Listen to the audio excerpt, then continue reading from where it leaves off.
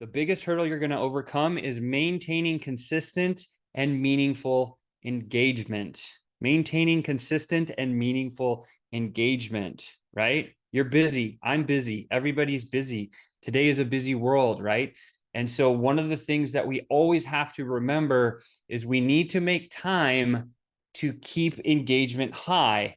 The engagement is what's going to cause people to retain in your product, your service, your company for a long period of time. So clients should always be on the front end of everything that you do.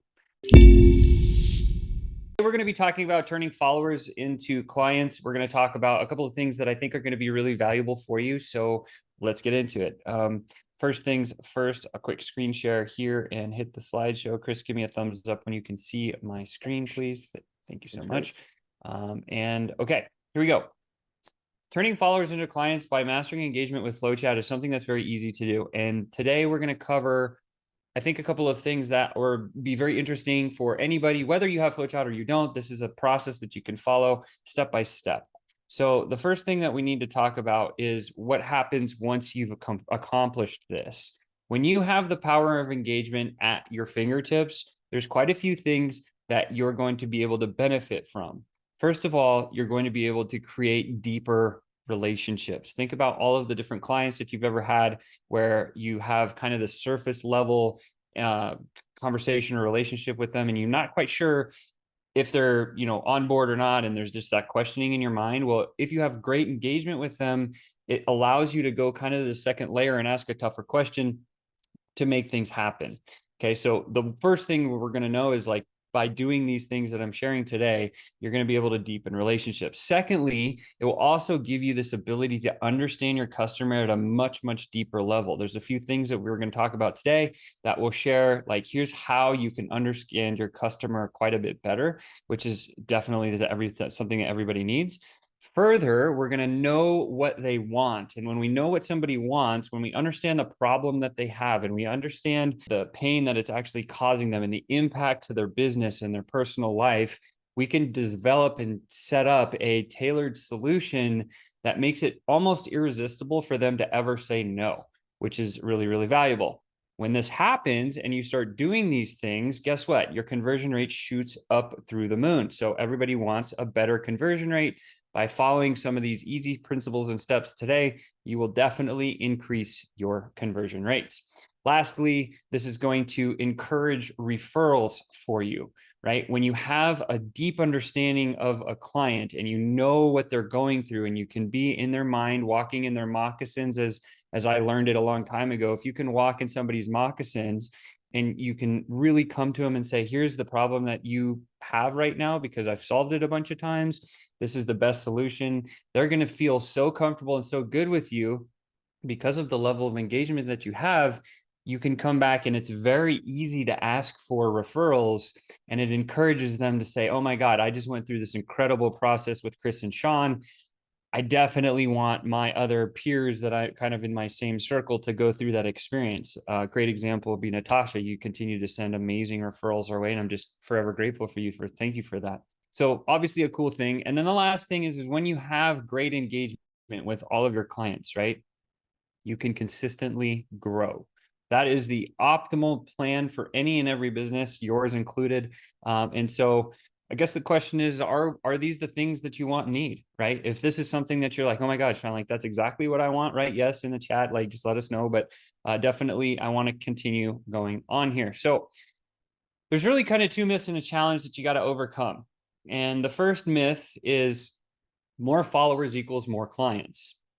Well, if we think about this, we know that there's a bunch of Facebook groups out there that maybe have 50, 60, 70, 80,000 followers in a group following a specific topic or a certain person. Well, that doesn't always necessarily mean more clients. I'm sure that you've been in a position where you've gone into a room or a group or something like that, where there's all these people, but none of them are buying anything. Maybe you have a Facebook group where you have a ton of people in there, but there's little to no engagement and there's zero or not many clients coming from that. A lot of people say, hey, I've got a dead Facebook group, or I need to revive my Facebook group. When you're hearing that, this means they probably have a bunch of followers, but they're not getting clients. And the reason is that they're not fully engaged. And so engagement becomes this link chain thing that when you create a new follower and you walk them through a client journey or a customer path, they become engaged. And when you get the engagement, that's when they start to say, yes, I'm going to keep swimming your direction. I'm going to buy something from you. So more followers does not ever mean more clients. It's, first of all, you got to have the mechanism to find the followers. But then even more importantly, you have to be able to activate those followers. And that activation is the secret power of engagement, which leads to clients.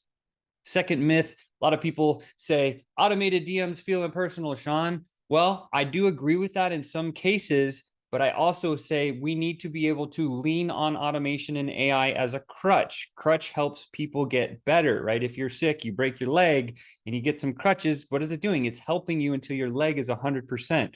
In the business world, the crutch for you is automation. It is AI. We encourage and support and want you to be using those things. But just remember that if you use AI throughout the whole process, it's very cold. It doesn't feel like nobody really wants to go through that process as a buyer. So the impersonal part of this is all you need to do is inject a little bit of humanization throughout that process. And then you can eliminate the impersonal feeling because you just because you started a conversation that way and then you got to a place where you inject yourself and now you start talking as a real human. That's great. This is a time saver. This is the ethos of what FlowChat really can do for anybody, right? Because we help find, engage, nurture, and then close deals through social media messaging using the DMs. And we have a lot of automation. We have a lot of AI at your fingertips.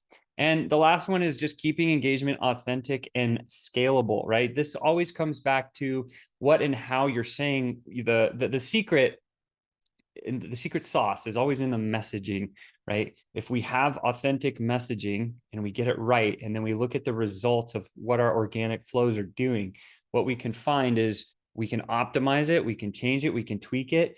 But the nice piece about direct messaging is it doesn't ever fatigue. And that's the nice thing versus like paid advertising. If you run a paid ad for a number of days or weeks or months, all of a sudden it starts continuing to show that ad to the same people see it over and over and over. They're like, oh, I don't want to see this ad anymore. And they click. And now your ad has started to fatigue its way through the audience. DMs are so personal, so private, so perfect, in my opinion, that when you get your authentic messages right and you follow the hinge points that we share, this is where you can truly start to go fast and you never fatigue. And then when you scale, that's when you bring in the automation and everything else. So we're going to cover some of that stuff. So why engagement matters. I wanted to share the story about this guy, Matt Jang. Matt is a buddy of mine and Chris's. We've known him now for almost 10 years. And he was, when I first started in our online journey, he ran a paid ad to our Facebook feed where he was walking across the beach in Thailand. And back in the day, this was like almost 10 years ago, you could pretty much say whatever you wanted to say on a paid ad, right? And his paid ad was very, very enticing. And I saw it. And Melissa actually was the one who saw it and clicked on it and went down the rabbit hole to go figure out what it was all about. But I saw it and then I was like, okay, I'm interested. And what it was he was walking across the beach and he's like, hey, I just made all this money online and this is how much I made. And this is what the thing, totally claims, which are not even allowed anymore. But the fact of the matter was it was a very compelling first message towards us. Now, whether it's in a DM, whether it's a paid ad, whether it's a blog post, whether it's a YouTube video, whatever the case is, it's the first touch point in my world that I ever saw Matt's post. And I went down the rabbit hole. I clicked the link and on this ad at the end, it said, hey, just comment or DM me some magic word. And so this was like 10 years ago. So the same process, the same path actually works. And I commented. And I had done this before a couple of times and I never got the response. And what that, like with those other ones, when I went down that path, is they never engaged back with me. Matt was different. Matt had either a team or it was him. I don't know who it was. At the time, it was actually him because I asked him later. And he responded to my message within about 2 days. I think it was like a day and a half. And he's like, hey, man, nice to meet you. Tell me more. And he started to ask me questions in the DMs about what I was doing, about and he was having this very authentic and good conversation with me to learn a little bit more. And then somewhere in that conversation, he said, hey, go watch this webinar. Here's the link. And I said, okay, cool. Well, this guy has actually spoken with me. I looked at his Facebook page. It's a great thing. And he's now fully engaged with me at this point. And I went down, I watched this webinar. My wife and I both watched the webinar, and we were like, whoa, like this is a really cool system. It's this marketing system. We don't know marketing.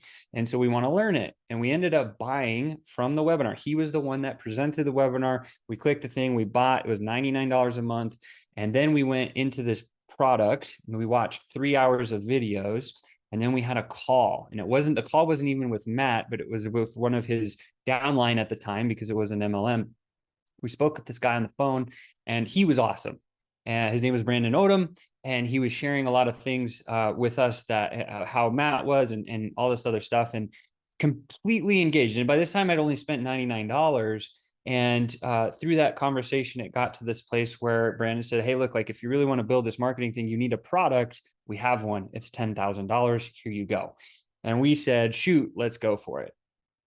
So first thing I want to share is like, why does engagement matter with Matt, right? Matt started and he set up a system, which you guys have and you're doing.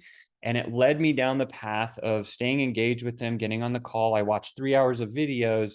And then guess what? I bought a $10,500 product from Brandon. Brandon made some commission. Matt also made some commission from this because of the engagement and the process that was in place.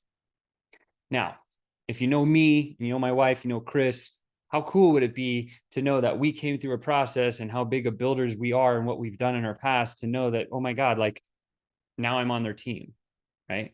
Fast forward a little bit more, like Matt and myself and Chris and some other people ended up getting a little bit closer. He came to a restaurant and we were sitting in this restaurant and I thought he was like on a pedestal. He came in and he was like walking on water, and we started to crush deals at that time, and we were making him a lot of money because it was an MLM.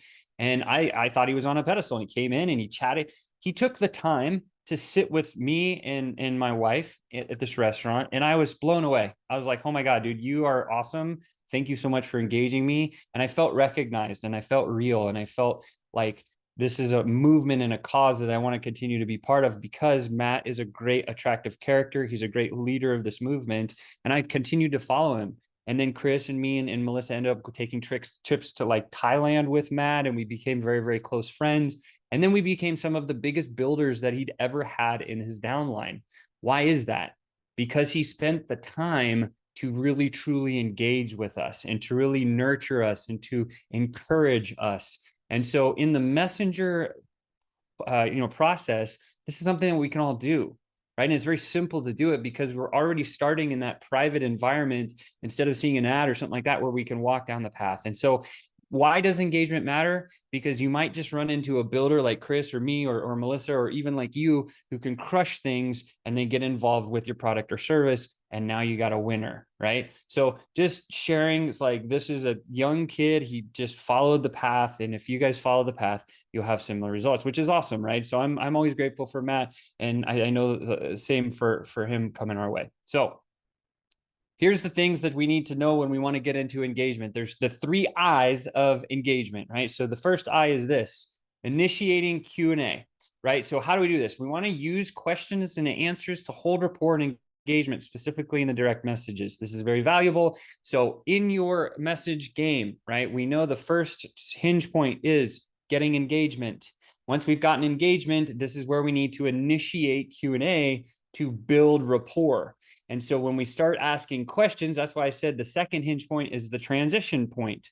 Transition point should simply be 2 to 3 questions that we can ask them that takes them from a generic kind of, hey, how's it going, to they have a business need that we should talk deeper about. That's it. That's all the Q&A that we need. That holds rapport. It drives engagement. This is the first hinge point of the system.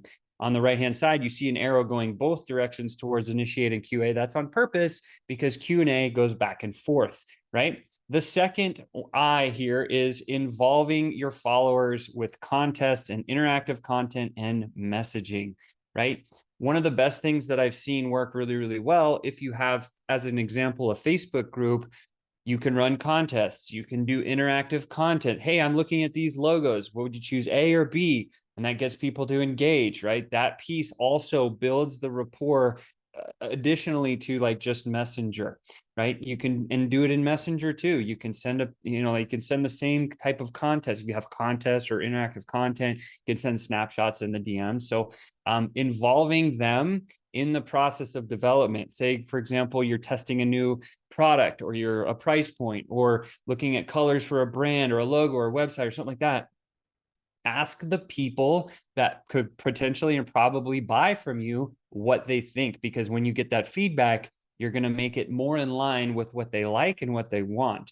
So when you involve them, they feel ownership. Ownership is the thing that leads to true rapport engagement, and they'll stick with you forever and ever and ever, right? So like if you think about another great example is you can do it internally. So I have a bunch of amazing setters on our team, and a lot of the time when I'm crafting some new structure internally for our sales force, I have them help me co-create it, because then they feel ownership of the product. And when somebody feels ownership of your product and your service because you involved them in the process, they'll never leave, right? And then the last I is integrate, right? You need some sort of a tool that can integrate everything. FlowChat is the answer to manage and nurture all of this engagement seamlessly. Obviously, you guys are already using the tech, but this is the third I. So initiate, involve, and integrate are the three I's of engagement when it comes to, basically building anything, building relationships and closing deals. So those are the three I's, really easy to use. You're probably already doing some of this, but sometimes it's a great refresher just to hear this. And let's move on. So now you know the three I's, you know the benefit that you're going to get, you know some of the myths and challenges that are going to kind of hold you back. Once you start this process, there's going to be one really main big hurdle. The biggest hurdle you're going to overcome is maintaining consistent and meaningful engagement. Maintaining consistent and meaningful engagement, right? You're busy. I'm busy. Everybody's busy. Today is a busy world, right? And so one of the things that we always have to remember is we need to make time to keep engagement high. The engagement is what's going to cause people to retain in your product, your service, your company for a long period of time. So clients should always be on the front end of everything that you do, right? I always talk about there's two sides of a business. There's the business generation side, which is the sales and marketing and conversations and nurture and the engagement that we're talking about right now. And then there's the delivery and fulfillment. So what we should be doing is, if we're the small business or we're just getting our agency going or something of that point, we should be really focused about 80% of our day and our time to do this, right? Now, 80%, whoa, Sean, that's a big thing. 80-20 principle is true. You need clients, because if you didn't have clients, the delivery and fulfillment of your business would not matter. It's important to have both, but you have to start with getting clients. Maintaining consistent and meaningful engagement is one of the truest secrets that Chris and I have used for nearly 3 decades now to absolutely crush in every business that we've ever been in. So how do you manage this? First thing is we need to calendar block. If you don't have a calendar block on your calendar that is a certain time, like for me, I prospect every day still. I'll never stop. From 8 a.m. to 9 a.m. every single morning, 5 days a week, I am doing my prospecting. I am messaging in FlowChat. I am using our CRM to continue nurturing and keeping engagement at an all-time high, right? So I calendar block at least an hour, 5 days a week. So that's 5 hours a week of my time. Now, do you have to do that much? Probably not, right? Depending on how much clients you need and want, that's one thing, but just calendar block the time to actually do this. Secondly, we want to use card follow-up dates. So in the card itself, you can see there's 2 red blocks that I circled. The one on the left there is the calendar date follow-up. So using your FlowChat account, this is important. Train your team to use these follow-up dates. If you're not using them, use them for sure. When you have a date that you know the next time you're going to have a touch point with a certain person, just follow the process. And if you have time bucketed for it and you know the date of when you're supposed to connect with somebody, it keeps the reminder system moving forward. And then lastly is celebrate getting responses. Most people don't celebrate responses. People come to Chris and me all the time and they're like, well, hey, I'm going to quit because it didn't give me any money in my bank account. It didn't close a deal for me. Well, the expectation is incorrect, right? When you start with a direct outreach messaging process, the first thing that we do is we create a pipeline that's going to take you through the big step checklist of where you're trying to get. The second thing is we're going to set up maybe some messaging, right? And then the third thing is we got to find the right leads, got to have the right words or scripts to say using the right system. FlowChat's obviously the right system, but on the other side of once that's all set up, how do we celebrate and measure engagement and success and everything else? The first place to celebrate is when you hit that play button on the automation and that little blinky red dot starts blinking on a card, you should celebrate, because the first success that you can get is when somebody engages with you. That's why we say the first hinge point is engagement. And so be proud, be happy, celebrate your team. Like I always tell my virtual assistant squad, like, oh my gosh, you guys are doing an amazing job of getting these things out here. Look at all this engagement that's coming through. And you can see it at a snapshot. It's really, really cool. So the first step is very simple. If you're booking calls, okay, most people are, when somebody responds to you, that is the results. That is the result. People are like, I need to get results. That is a result that can be measured. How much engagement did you get? The second part of results, once you've gotten engagement, is how many calls got booked. That is a result.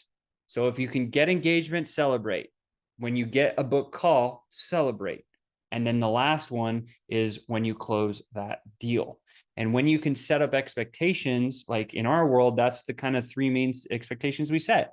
People are like, well, how fast is it going to bring me results? You can get engagement within the first hour. That is a result.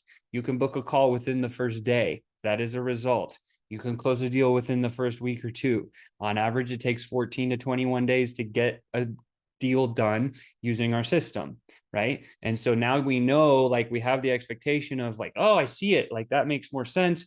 Now you have kind of a structured timeline. And the nice piece is when I'm on a sales call with somebody, and we go into the results world and the conversational speak, I always try to set this expectation very clearly. There's three places you're going to get results. Engagement is a result. Book call is a result. Closed deal is a result. We can't control so much of the closing the deal piece because that's going to be on a sales call on your end, but we can definitely control getting engagement and getting book calls, and then teach you to sell over the course of the time, right? So that's kind of the way that we manage it, how to manage it. There's a simple way to manage it, and just to reset some expectations if you hadn't heard that before. So a couple of key points here. Number one, engagement transforms followers into clients. Don't ever forget that. Don't treat this like just like a processing farm. And I mean, that's what the automation side of it will do. It will churn through all the people that aren't a fit. But then when those people start engaging, we need to be very engaged with them back. That's what transforms people into clients. Secondly, FlowChat personalizes communication at scale, as you guys know. Lastly, consistency in engagement is crucial. You have to, people ask me all the time, Sean, how do you become the best salesperson ever on earth? Not saying I'm the best salesperson ever on earth. I'm saying I'm pretty good at it. And so I'll tell people there's not just one thing to do, there's three, right? The first thing is you have to be convicted about the product or service that you deliver. You have to be convicted. So conviction is the first thing you have to have. The second thing is consistency. Consistency is engagement, and engagement is crucial. Consistency in doing the work, blocking your calendars. Consistency is the play, right? You have to be able to do it every single day. And the third thing is we have to be very persistent. Some people are going to say no. Some people are going to throw shade. Some people might even throw really hard words at you. The sticks and stones break my bones. Words actually hurt sometimes a lot too. And people are going to continue to kick you on your butt and knock you down.